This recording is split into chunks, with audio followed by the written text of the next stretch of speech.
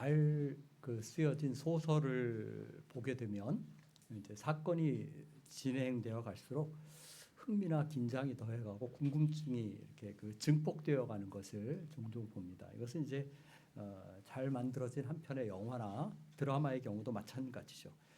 사건이 이제 클라이맥스를 향해서 치달아 갈수록 손에 땀을 쥐고 그 장면을 보게 되고 또 화면에 몰입을 하는 그런 경험을 우리가 합니다. 그런데 이것은 이제 성경을 읽을 때도 비슷한 일을 경험할 수 있어요. 예를 들면 오늘 우리가 읽은 마가복음 8장 27절에서 38절 이 본문 말씀은 마가복음의 클라이맥스와 같은 그러니까 가장 중심을 차지하는 그런 본문이라고 할 수 있습니다. 마가복음을 어느 복음서든지 마찬가지인데 복음서를 읽어보게 되면 예수가 도대체 누구기에 라는 문제에 관심이 집중되어 있는 것을 보게 됩니다. 그런데 이제 초반부터 그렇게 의문이 제기되다가 그 의문점이 마가복음의 경우에 해소되는 것이 바로 이 8장 이 본문입니다. 1장 21절 보면 사람들이 예수님의 교훈이 서기관들이나 저 종교 지도자들과 무언가 다르다라고 말하는 것으로 시작이 됩니다. 2장을 보면 가버나움에서 중풍병자를 고치신 사건이 나오죠. 그런데 예수님이 특이하게도 그 중풍병자에게 사죄 선언을 내 죄 사함을 받았느니라 라고 선언하셔요. 그 사람들이 깜짝 놀라서 말하기를 저가 누구기에 도대체 죄를 사하는 권세가 있느냐라고 말합니다. 하나님 외에는 죄를 사하는 권세가 없는데 어떻게 병을 고치는 것은 이해가 가겠지만 죄를 사한다고 말하느냐라고 의문을 제기하죠. 3장 보면 귀신 들린 자를 고치시는 사건이 나옵니다. 그러니까 이런 일은 도대체 있을 수가 없다. 저것은 귀신의 힘을 빌어서 귀신을 쫓아내는 것이다 라고 말하는 것을 보게 돼요. 4장에 가면 자연을 순종하게 하는 예수님의 능력이 나타나죠. 바람과 바다를 잠잠하게 하십니다. 그러니까 제자들이 뭐라고 말해요? 그가 누구기에 저 바람도 바다도 순종하는가? 라고 의문을 제기합니다. 5장 20절은 큰 일을 행하시는 예수님을 보고 사람들이 놀랍게 여겼다 그렇게 말합니다. 6장에 가면 사람들이 예수님을 보고서 그 소문을 들은 헤롯 왕이 세례 요한이 살아났다라고 말하는 것을 봅니다. 어떤 사람들은 엘리야가 혹은 선지자 중에 한 사람이 되살아난 것이다라고 수군거리는 장면을 대하게 됩니다. 우리가 얼마 전에 봤던 7장은 귀먹은 사람을 고치는 사건으로 끝이 납니다. 그런데 이것을 보고 예수님이 못 듣는 사람도 듣게 하고 말 못하는 사람도 말하게 한다라고 사람들이 놀라워하는 그 장면으로 7장이 마무리가 돼요. 이게 이제 1장에서 7장까지의 대략적인 흐름입니다. 그러니까 사람들은 궁금해하죠. 놀라기도 하죠. 병자를 고치고 귀신을 쫓아내고 자연도 순종하게 하고 그 누구에게서도 대할 수 없는 어떤 위엄과 권세를 보이는 그 예수는 도대체 누구냐라는 겁니다. 심지어 제자들도 의아해합니다. 예수님의 능력과 삶과 그 사역을 보면 아주 독특합니다. 유일무이하죠. 누구도 흉내를 낼 수 없어요. 힘있고 권세가 있습니다. 처음 성경을 읽는 사람들은 그래서 마가복음이나 어떤 복음서를 대하게 되면 도대체 예수는 누굴까? 백지 상태에서 우리가 이런 그 내용을 읽는다고 생각을 해보세요. 그러면 도대체 예수가 누구기에? 라는 의문을 가질 수밖에 없어요. 오늘 저 여러분에게 주어진 그 질문 역시 마찬가지입니다. 예수 그리스도가 누구시냐라는 겁니다. 여러분에게 예수 그리스도는 누구십니까? 그저 어느 이야기 책에 나오는 뛰어난 한 인물인가? 역사에 불운한 한 시대를 살다가 비참하게 운명을 달리한 혁명가인가? 아니면 그냥 사람들이 흔히 말하는 정말 탁월한 성현인가? 예수님이 제자들과 함께 가이사랴 빌립보 지방에 이르렀을 때 바로 이 질문을 주님은 제자들에게 던지셔요. 가이사랴 빌립보 가이사랴라는 말은 가이사랴라는 말은 이제 로마 황제인 카이사의 그 이름을 딴 것이죠. 빌립보라는 이름이 붙은 것은 원래 이 지역은 이 도시는 그 헤롯 대왕이 건축했다가 헤롯 빌립이 재건축을 합니다. 그러면서 로마 황제인 가이사의 이름을 따서 붙인 거예요. 그래서 가이사랴 빌립보라고 그 도시의 이름이 붙여졌어요. 이런 이름을 가진 것을 가만히 생각해 보면 이 지역은 로마 황제의 영향력이 굉장히 강하게 미치고 있던 곳이다 이렇게 생각할 수 있습니다. 그러니까 여기서는 누가 왕이고 군주예요? 로마 황제가 왕이고 군주고 지배자입니다. 그런데 그 땅을 지나면서 예수님이 제자들에게 물어보셔요. 사람들이 나를 누구라고 하느냐라고 묻습니다.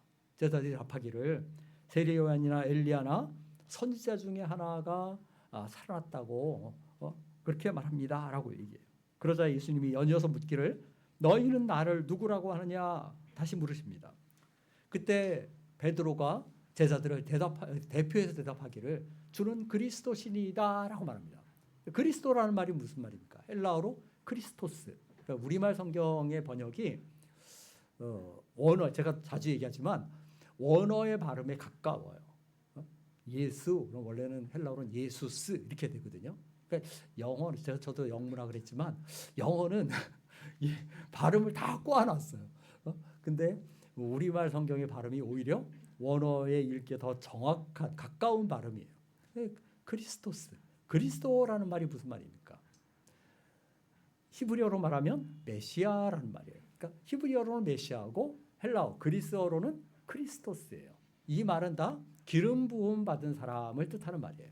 근데 구약 시대에 우리가 아는 것처럼 기름 부어서 임명하는 임직하는 세 직분이 있었죠. 그것이 왕과 제사장과 선지자입니다. 그러니까 베드로가 주는 그리스도시니이다. 이제 마태복음 16장 16절에는 주는 그리스도시요 살아계신 하나님의 아들이시니이다라고 되어 있는데 이때 그리스도시니이다라고 고백하는 이 말은 곧 예수님이 왕과 제사장과 선지자로 오신 분이다라는 말이에요. 이스라엘 백성이 그렇게 오랫동안 고대하던 구원자이십니다라는 고백을 한 것이죠. 그런데 여기서 제가 여러분들과 함께 주목하고 싶은 것은 바로 이 고백이 이루어진 장소가 어디냐라는 거예요. 그것이 바로 가이사랴 빌립보였어요. 아까 말한 것처럼 그곳에서는 로마 황제가 왕으로 군주로 지배자로 추앙받는 그런 곳이었습니다. 여기에 중요한 의미가 있죠. 사람들이 생각하기를 로마 황제가 세상의 왕이라고 생각했을 거예요. 그가 절대 권력을 가진 것으로 여겼을 것입니다. 그런데 그런 로마의 권력에 어떤 그 강력한 영향이 미치는 그곳에서 주님은 자신을 무엇으로 드러내 보이셔요? 왕으로 드러내 보이십니다. 베드로의 고백을 통해서 장엄하게 내가 왕이다 라고 선포하시는 것입니다. 참된 왕이 누구신지 진정한 다스림의 주체가 누구이신지를 제자들의 고백을 통해서 드러내시는 거예요. 오늘도 저와 여러분에게 주님이 이렇게 물으실 수 있어요. 세상이 그 세상의 권력이 왕노릇하는 곳에서 혹은 세상의 문화가 왕노릇하는 곳에서 물질이 왕노릇하는 곳에서 학식과 재능이 왕노릇하는 곳에서 바로 그곳에서 너희는 나를 누구라 하느냐라고 물으실 수 있습니다. 우리는 우리의 삶 속에서 누구를 왕으로 인정하는가 한번 물어봐야만 합니다. 누가 내 삶을 다스리고 주관합니까? 세상의 통치자입니까? 아니면 나의 이기심과 욕심입니까? 세상의 철학이나 가치관입니까? 아니면 베드로의 고백처럼 정말 주는 그리스도시요 살아계신 하나님의 아들이십니다 라고 우리도 그렇게 고백합니까? 이 베드로의 위대한 고백을 들으신 주님이 비로소 이때 이제 뭘 하셔요? 이때부터 자신의 고난과 죽음에 대해서 말씀하시기 시작하십니다. 그리고는 아직도 이해가 부족한 제자들의 간곡한 말들로 책망하시고 십자가의 도와 제자됨에 대해서 비로소 알리시기를 시작해요. 이 본문의 내용을 세세하게 다 살피기엔 너무 어렵습니다. 제가 오늘 큰 그 덩어리로 이 본문을 보면서 우리가 신앙에 조금 더 깊은 차원, 새로운 차원으로 나가자라는 의미에서 세 가지를 말씀드리려고요. 신앙의 새로운 차원의 첫 번째는 뭐냐면 너희는 나를 누구라 하느냐라는 질문에서 찾을 수 있어요. 아까 말씀드린 것처럼 이 당시 이스라엘 전역은 예수에 대한 소문으로 들썩였을 거예요. 여기저기서 예수가 누구인가라는 의문이 제기됐을 것입니다. 그런데 이런 상황에서 예수님 제자들에게 물으시죠. 사람들이 나를 누구라고 하느냐. 그 질문을 받은 제자들은 주저함 없이 선뜻 대답을 했을 거예요. 왜냐하면 이미 소문이 파다하게 퍼져 있었기 때문에. 그것은 누구라도 쉽게 대답할 수 있는 것이었을 거예요. 그래서 아마 서로 뒤질사라 나서서 한마디씩 다 했을 수 있습니다. 제리요한이라고 합니다. 아니 엘리야라고 하는 사람이 있습니다. 아닙니다. 어떤 사람은 선지자 중에 하나라고 말합니다. 이렇게 얘기하죠. 자기들의 선생님에 대한 세간의 평가가 좋은 것에 대해서 어쩜 제자들은 또 한편 우쭐한 마음도 있었을 거예요.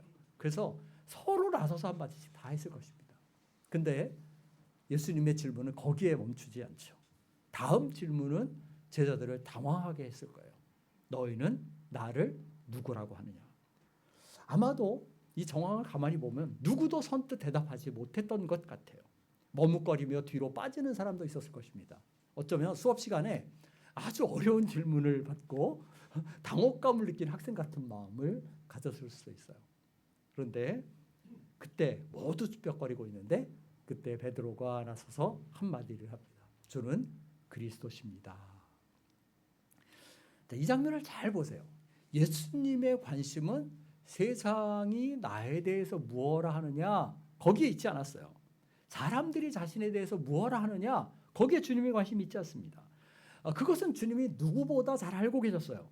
그런데도 굳이 사람들이 나를 누구라고 하느냐라고 물으신 이유가 뭐겠어요? 그것은 바로 다음 질문을 하시려는 것이었습니다. 그냥 제자들에게서 뭐 아첨하는 말 혹은 뭐 자기를 높이는 어떤 그 칭찬하는 말 한마디 듣기 위해서 던진 질문이 아닌 거죠. 보다 본질적인 질문을 던지시기 위해서 사전 질문을 하신 것입니다. 너희는 나를 누구라고 하느냐라고 물으십니다. 저는 이것이 우리의 신앙의 새로운 차원이다라고 생각합니다. 우리가 처음에 예수님을 어떻게 믿습니까? 대부분 예수를 믿을 때 친구의 말을 듣거나 혹은 부모님의 말을 듣거나 뭐 아니면 목사의 말을 듣거나 누구 전도하는 어떤 사람의 말을 듣고 예수를 믿습니다. 그런데 주님이 궁극적으로 우리에게 원하시는 것은 뭐냐면 내 친구가 나에 대해서 무엇을 하느냐 상관없다는 거예요. 너에게 복음을 전하는 사람이 나에 대해서 무엇라고 하느냐 상관없다는 것입니다. 너의 엄마 아빠가 나에 대해서 뭐라고 하느냐 그거 상관없다는 거예요. 중요한 것은 뭐다? 중요한 것은 내가 나에 대해서 뭐라고 하느냐 나를 어떻게 고백하느냐 그것이 중요하다는 겁니다. 요한복음 4장을 보면 사마리아 수가성에서 예수님이 한 여인을 만나십니다. 그죠? 그에게 이제 그와 대화를 하는 가운데 이 여인이 예수님을 그 메시아로 인식을 하죠. 그래서 마을에 가서 사람들을 다 데리고 옵니다. 그 사람들이 생명의 말씀에 녹아집니다. 많은 사람이 예수를 주로 고백해요. 그런데 이들이 그렇게 예수를 만난 다음에 하는 말이 뭡니까? 이제 우리가 믿는 것은 내 말로 인함이 아니니 이는 우리가 친히 듣고 그가 참으로 세상의 구주신 줄 알미라라고 말합니다. 세상 사람들이 예수에 대해서 뭐라고 말하느냐 상관없어요. 그가 2000년 전에 죽은 사형수에 불과하다라고 말하든지 뭐 요즘 제가 보니까 참 안타까운 일이 하나 있던데 한국교회 참 영향력 있는 유명한 목사님의 아들이 완전히 돌아서서 하는 유튜브를 잠깐 보니까 말하면 예수는 신화다. 성경이 얘긴다. 신화다. 이렇게 얘기를 하는 걸 보고 제가 참 마음이 아팠어요. 그런데 어떤 사람들이 성경 이야기를 신화라고 하든지 성경이 거짓이라고 하든지 예수가 실존 인물이 아니라고 하든지 그건 상관이 없습니다.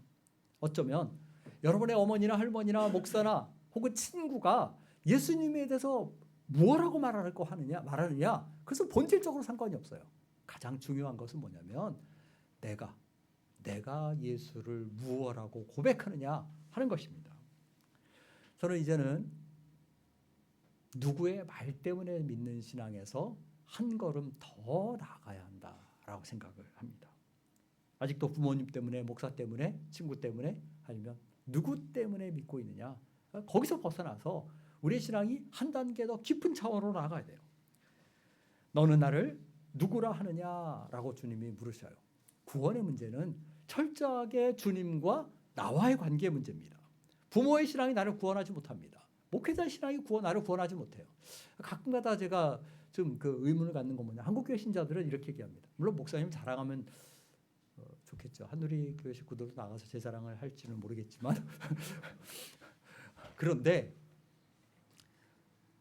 꼭 그 세상의 브랜드를 소비하는 거하고 비슷한 심리를 가져요. 그래서 내가 큰 교회의 신자고 내가 그러니까 유명한 목회자를 담임 목사로 모시고 있으면 내 신앙도 저절로 그 수준에 올라가 있는 것처럼 착각을 하고 삽니다. 그렇지 않아요. 구원의 문제는 철저하게 주님과 나와의 관계입니다. 혹시 여러분에게 정말 대신 죽어줄 가까운 친구가 있습니까? 그렇다 할지라도 그 친구의 신앙이 여러분을 생명의 문 안에 들여놓는 것이 아니에요. 사람들의 말 때문에 믿는 신앙에서 이제는 한 단계 더 나아가서 나 자신의 고백으로 예수 그리스도를 주로 인정하고 그렇게 믿고 섬기는 사람들 되시기를 간절히 바랍니다. 자, 두 번째 신앙의 새로운 차원은 뭐냐면 우리의 신앙과 말이 일치하는 거예요. 말하자면 고백과 삶이 일치하는 것입니다. 저는 이 본문을 볼 때마다 예전에 의문이 있었어요. 30절 보면 예수님이 뭐라고 말하면 자기에 관한 일을 아무에게도 말하지 말라라고 권고합니다. 자, 보세요. 베드로가 예수님이 누구신지에 대한 정말 위대하시라는 고백을 했어요. 말하자면 정답을 말한 거잖아요. 그러죠? 그런데 야, 이 정답 공개하지 마. 글쎄요. 무슨 시험을 치르는 것도 아니고 사람들의 생명을 구원하기 위해 오신 주님인데 베드로가 그 놀라운 구원의 비밀을 얘기했는데 야, 이거 말하지 마라고 말씀하신 겁니다. 왜 그럴까요? 이제부터 나가서 외쳐라고 하셔야 하는데 이 의문의 그 해답, 그 실마리는 32절, 33절에 있습니다. 예수님이 죽음을 말씀하시니까 고난을 말씀하시니까 베드로가 어떻게 해요? 강하게 만류합니다. 절대로 안 된다라고 말합니다. 여기 오늘 본문에 항변했다라고 되어 있는 말은 우리말 표현은 조금 그 부드럽게 항변이라고 해도 좀 전보 많이 그 강한 어조인데 사실은 이 말은 꾸짖었다는 말이에요. 책망했다는 말입니다. 더 심하게 말하면 비난했다는 거예요. 예수님이 자신을 왕으로서 인정하는 그 베드로의 그리스도로 인정하는 베드로의 고백을 들으시고 죽음과 고난에 대해 말하니까 베드로가 어떻게 했어요? 화가 난 거죠. 그렇죠? 그래서 예수님을 강하게 비난했다라는 것입니다. 베드로는 그리스도인 예수가 십자가에 죽는다라는 걸 상상할 수가 없었어요. 그들이 기대했던 메시아는 세상의 왕이었을 수 있습니다. 로마의 압제에서 자신들을 구원할 분이었을 것입니다. 제자들의 이해는 세상적인 차원에 머물러 있었어요. 예수님과 함께 자고 먹고 가르침을 받으면서도 그들은 예수님을 제대로 알지 못했습니다. 이런 모습은 이제 마가복음 9장 10장 이 뒤에 장에서 그대로 나타나요. 우리가 다음에 보게 될 변화산 사건 한번 생각을 해보세요. 예수님이 변화산에 산에 올라가서 변모하시죠. 그때 모세와 엘리야가 나타납니다. 그 영광을 본 베드로가 뭐라고 말합니까? 여기에 초막셋을 짓고 여기 살면 너무 좋겠습니다. 한편 이해가 갑니다. 왜냐하면 그 천국을 경험하면 그 심정이 어떻겠어요? 그렇죠? 정말 우리가 이상에 더 이상 머물고 싶지 않은 그런 마음이 있었을 거예요. 그런데 베드로의 관심은 저 산 아래 지금 그 구원을 필요로 하고 복음을 필요로 하는 도움을 필요로 하는 사람들에 가 있지 않아요. 산 위에 머물러 있기를 바랍니다. 그 위에 이제 그 10장 그 내용들을 쭉 보게 되면 예수님이 예루살렘을 향해 가시죠. 근데 제자들은 뭐예요? 누가 더 위대한가? 누가 더 높은가? 누가 더 큰가를 놓고 싸워요. 심지어 야고보 요한은 뭘 어떻게 합니까? 예수님, 우리를 예수님의 좌우편에 앉게 해주십시오라고 말합니다. 그러니까 이들은 예수님이 예루살렘을 향해 가실 때 뭘 기대했겠어요? 저 예루살렘에 들어가면 우리 주님이 우리 선생님이 분명히 권력을 잡으실 거야. 이렇게 생각했겠죠. 그때 우리가 좌우 정승쯤은 해야 되지 않겠냐. 이게 야고보와 요한의 마음이었어요. 그러니까 그런 얘기를 하는 야고보와 요한을 보고 다른 제자들이 시기하면 화를 냈다래요. 이게 뭐냐면 12제자가 다 똑같은 생각을 가지고 있었던 겁니다. 지금 주님은 십자가를 지시기 위해 고난과 죽음의 길을 가시는데 제자들의 관심은 엉뚱한 데 있었어요. 주님이 백성의 압도적인 지지를 받아서 나라를 새롭게 이스라엘을 새롭게 하실 그 전권을 장악하실 것이다라고 착각한 겁니다. 자, 우리가 보는 것처럼 베드로의 고백은 훌륭했어요. 그죠? 정확했어요. 그런데 이런 정황을 가만히 이렇게 살펴보면 베드로는 자기가 고백한 말의 진정한 의미를 제대로 알지 못했다라는 겁니다. 자, 이제 이런 예를 들면 좀 이해가 가실 거예요. 우리가 갑자기 어린아이들을 키워보면 그 부모가 깜짝 놀랄 때가 있어요. 왜냐하면 우리 아이가 정말 내가 상상도 못할 표현을 쓰거나 말을 하거든요. 그러면 이제 부모는 어떻게 생각해요? 야, 얘가 천재인가 봐. 내가 천재를 낳았나 봐. 이렇게 생각하죠. 그죠? 그런데 가만히 보면 아이는 그 말의 정확한 의미를 알고 있다기보다는 부모가 하는 말을 흉내내서 한 경우가 많습니다. 베드로는 그리스도가 어떤 길을 가야 하는지, 왜 죽어야 하는지 알지를 못했어요. 그가 바로 알았다면 예수님을 만류하지 않았을 것입니다. 십자가 고난과 죽음의 의미는 언제 비로소 깨닫게 되냐면 예수님이 부활하신 이후에야 제자들이 비로소 깨닫게 돼요. 그래서 주님은 그 구원의 신비를 당장은 사람들에게 알리지 말라라고 말씀하시는 겁니다. 왕이 당하는 비참한 죽음, 사람들에게 실어 버림받기까지 수치와 모욕을 당하고 그렇게 죽는 죽음을 그 제자들도 이해하지 못한 구원의 신비, 그것은 그리스도가 부활하신 이후에야 확연하게 이해하고 깨달아지고 알게 될 것이기 때문입니다. 저는 여기서 우리의 신앙의 더 깊은 차원이 무엇인가 발견하게 된다고 생각합니다. 그러니까 우리의 고백과 이해가 일치하는 거예요. 우리의 고백과 우리의 행위가 일치하는 것입니다. 우리의 고백과 우리의 삶이 일치해야 하는 것입니다. 그러니까 입으로만 예수님을 그리스도신이다라고 고백하면 안 되죠. 그러니까 입으로만 예수님이 나의 왕입니다라고 고백하면 안 되고 우리의 삶으로도 예수님이 나의 왕이십니다라고 고백해야 하는 겁니다. 주님 말씀하시기를 나더러 주여 주여 하는 자마다 천국에 들어갈 것이 아니라라고 말씀하셔요. 하나님의 뜻대로 행하는 자라야 들어간다라고 말씀하십니다. 예수님을 그리스도라고 고백한 베드로가 금방 구원의 참 신비를 얘기하니까 절대로 안 됩니다라고 말려한 것 같은 그런 행동을 우리가 보여서는 안 된다는 거예요. 어른은 자기가 사용하는 말의 의미를 제대로 알고 사용합니다. 그것이 성숙한, 성장한 모습이죠.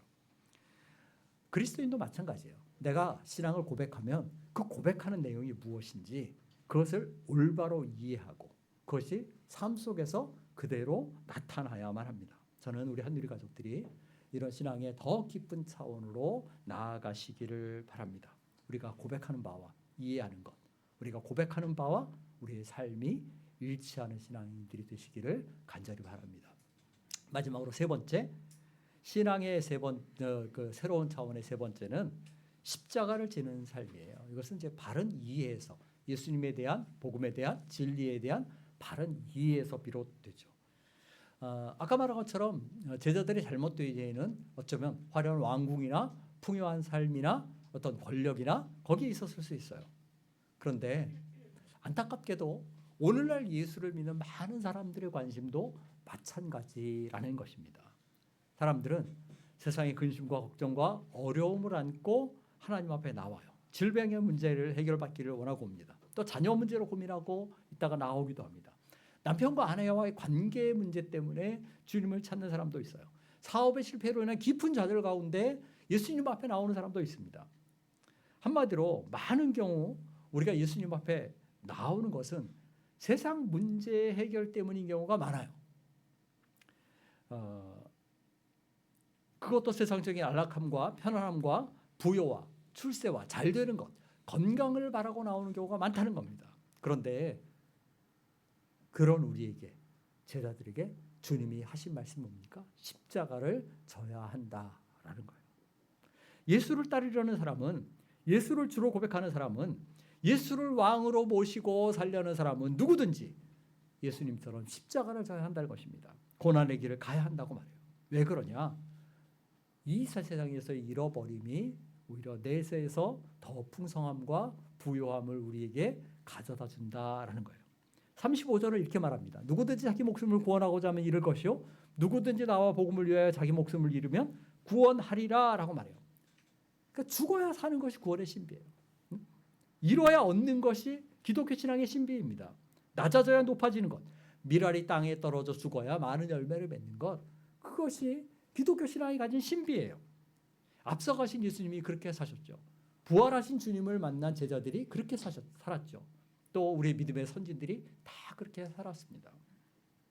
다메섹 도상에서 예수님 만난 바울이 그랬고, 우리 한국교회 초대교회 신자들이 그랬고, 카타콤에서 죽어간 그 초대교회 성도들이 그러했습니다.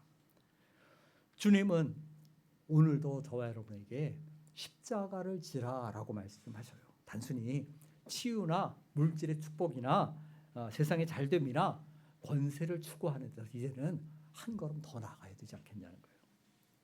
36절 말씀대로 사람이랑 온천을 얻고도 그런데 세상 사람들 가운데는 온 세상에 권력을 쥐는 사람이 있어요. 예를 들면 우리나라 이재명 대통령처럼 평생의 수건인 그것을 이루어서 한 나라의 권력을 잡는 그런 사람도 있죠. 제가 얼마 전에 보니까 일론 머스크의 재산이 600억 달러? 그래서 800 몇십 조? 그래서 이제 조만장자가 탄생하는 거 아니냐, 이런 관심이 있다 이렇게 얘기해요. 그러니까 일론 머스크처럼 정말 세상에서 말할 수 없이 어마어마한 부를 소유한 사람도 있을 수 있어요. 어떤 사람들은 세상에서 자기 분야에서 누구도 따라오지 못하는 타의 추종을 불허하는 성취를 이루는 사람도 있을 수 있습니다. 그런데 인간에게 있어서 가장 본질적이고 중요한 문제는 뭐냐면 세상에 권력을 갖느냐, 재산을 얼마큼 많이 갖느냐, 혹은 얼마나 그 뛰어난 어떤 성취를 누리느냐, 그것이 아니라 영혼의 문제라는 거예요. 주님 말씀하시기를 자기 목숨을 잃는다면 온천을 얻어도 그것이 무슨 의미가 있느냐라고 말해요. 여기 목숨이라는 말은 육적인 생명을 말하는 것이 아닙니다. 이것은 영혼이에요. 그러니까 너희에게 본질적인 문제는 영혼의 문제다라는 것입니다. 우리가 예수님을 믿고 따르는 이유가 무엇이냐? 그것은 바로 영적인 생명을 얻기 위함입니다. 세상에서 그저 안락하고 풍족하게 살기 위한 것이 아니에요. 주님은 뭐라고 말씀하시냐면 나를 믿고 따르려면 너희가 십자가를 져야 한다라고 말씀하셔요. 이 본문에서 주님이 무엇을 위해 고난을 받으라고 하느냐 하는 것도 잘 봐야 돼요. 나와 복음을 위하여라고 말씀하십니다. 그러니까 무슨 얘기냐면 우리는 이제 종종 신앙생활을 하면서 내가 고난을 받는다는 얘기를 잘해요. 그런데 어떤 때 보면 자기의 실수나 죄 때문에 당하는 어려움을 고난이라고 말합니다. 근데 사실 엄밀한 의미에서 그것은 고난이 아니에요. 저처럼 건강관리를 잘못해서 병에 걸려놓고 내가 고난을 받는다 이렇게 말하면 그것은 잘못이에요. 내가 잘 관리를 못한 것이죠. 내가 최선의 노력을 기울이지 않았기에 당한 실패와 좌절과 아픔을 주님 때문에 당하는 고통으로 착각하지 말아야만 합니다. 주님이 말씀하시는 고난은 복음을 위한 고난이죠. 진리를 위한 고난입니다. 예수 그리스도를 증거하다가 당하는 고난이에요. 그리스도인이라는 이유 때문에 우리가 세상에서 당하는 불편함이나 어려움이나 힘겨움을 말하는 것입니다.